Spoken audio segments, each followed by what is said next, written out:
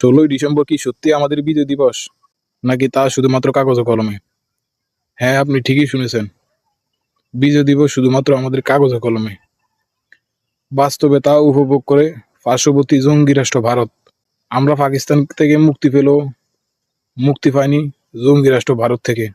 ভারত বাংলাদেশের ভালো কোনোদিন চায়নি, ভবিষ্যতে চাইবেও না। এটা যারা অস্বীকার করবে তারাই প্রকৃত দেশদ্রোহী।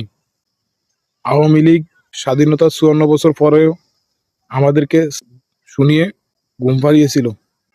আওয়ামী লীগ কোনো রাজনৈতিক দল নয়। আওয়ামী লীগ হচ্ছে পার্শ্ববর্তী জঙ্গি রাষ্ট্র ভারত এর রয়ের এজেন্ট, যা বাংলাদেশে বিভিন্ন জায়গায় জায়গায় ছড়িয়ে ছিল এতদিন।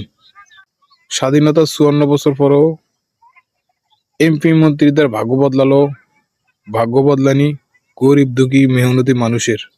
এমপি মন্ত্রীদের সর্দি কাশি এবং হাসি হলেও তাদের জন্য সিঙ্গাপুর, লন্ডন, ভারত, ব্যাংকক অন্যান্য দেশ আছে।